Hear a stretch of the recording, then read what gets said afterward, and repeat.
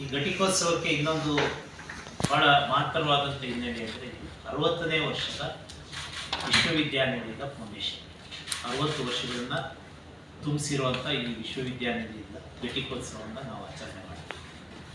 ಈ ಘಟಿಕೋತ್ಸವದಲ್ಲಿ ಪ್ರಶಸ್ತಿ ಪ್ರದಾನವನ್ನು ಮಾಡ್ತಾ ಇರುವಂಥದ್ದು ಸನ್ಮಾನ್ಯ ಗೌರವಾನ್ವಿತ ರಾಜ್ಯಪಾಲರು. ಅವರು ಈ ಕಾರ್ಯಕ್ರಮದಲ್ಲಿ ಘಟಿಕೋತ್ಸವದ ಭಾಷಣವನ್ನು ಮಾಡ್ತಿದ್ದಾರೆ.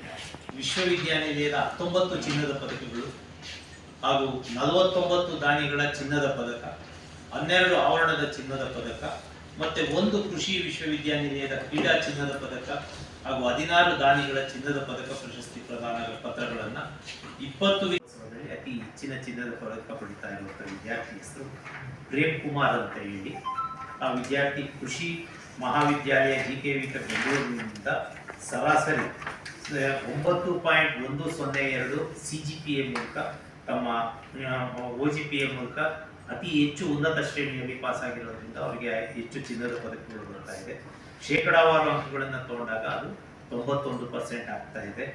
ಮತ್ತೆ ಇದರಲ್ಲಿ ಕೃಷಿ ವಿಶ್ವವಿದ್ಯಾನಿಲಯದ 1 ಚಿನ್ನದ ಪದಕ, ಮತ್ತೆ ದಾನಿಗಳ 10 ಚಿನ್ನದ ಪದಕಗಳು, ಮತ್ತೆ ದಾನಿಗಳ ಚಿನ್ನದ ಪ್ರಮಾಣ ಪತ್ರ ಅವರಿಗೆ ಕೃಷಿ ವಿಶ್ವವಿದ್ಯಾನಿಲಯದ ಪರವಾಗಿ ಹಾಗೂ ಈ ಮಾಧ್ಯಮದ ಮೂಲಕ ವಿದ್ಯಾರ್ಥಿಗೆ ಆರ್ಥಿಕ ಅಭಿನಂದನೆಗಳನ್ನು ಚಿನ್ನದ ಪದಕಗಳ ಜೊತೆಗೆ ಮತ್ತೆ ಗೌರವ ಡಾಕ್ಟರೇಟ್ ಅಂತ ಹೇಳಿ ಕೊಡ್ತಾರೆ. 60ನೇ ವರ್ಷ ಆದ್ರಿಂದ ಪ್ರತಿ ವರ್ಷ 3 ಜನಕ್ಕೆ ಕೊಡುವಂಥದ್ದಕ್ಕೆ ನಮಗೆ ಕರ್ನಾಟಕದಲ್ಲಿ, ಆಂಧ್ರದಲ್ಲಿ ಮತ್ತೆ ಇನ್ನಿತರ ದೇಶದ ಹಲವಾರು ಭಾಗಗಳಲ್ಲಿ ಅವರು ಈ ಕೃಷಿ ಕ್ಷೇತ್ರದಲ್ಲಿ ತೊಡಗಿಸಿಕೊಂಡು ಅತ್ಯುತ್ತಮವಾದಂಥ ಸಾಧನೆಯನ್ನು ಮಾಡಿದ್ದಾರೆ.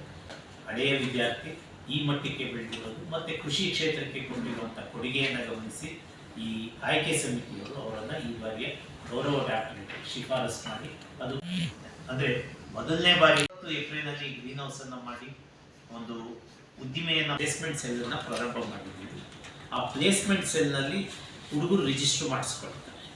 ರಿಜಿಸ್ಟರ್ ಮಾಡಿಸ್ಕೊಂಡ ನಂತರ ಕಂಪನಿಗಳು ನಮ್ಮ ಲಿಸ್ಟ್ನಲ್ಲಿ ಇರ್ತವೆ. ಅವ್ರುಗಳನ್ನ ಕರೆಸಿ ಕ್ಯಾಂಪಸ್ ಸೆಲೆಕ್ಷನ್ ಮಾಡಿ ಯಾವ್ಯಾವ ಹುದ್ದೆಗಳು ಖಾಲಿ ಇತ್ತು ಅದ್ರ ಬಗ್ಗೆ ಎಲ್ಲ ಪಟ್ಟಿಗಳನ್ನು ಮಾಡ್ಕೊಂಡು ತುಂಬುವಂಥ ಹಂತದಲ್ಲಿ ಪ್ರಯತ್ನದಲ್ಲಿ ಇದ್ದೀವಿ. 60 ವರ್ಷ ತುಂಬಿದ್ರೆ ಸಮಾಜದ ಸೇವೆಯಲ್ಲಿ ನಾವು ಇದ್ದೀವಿ ಅನ್ನೋ ಒಂದು ಪ್ರೆಸ್ ಕ್ಲಬ್ ಇಂದ ನಾವು 8 ವರೆಗೆ ಅಲ್ಲಿ ಬಸ್ ಇರುತ್ತೆ.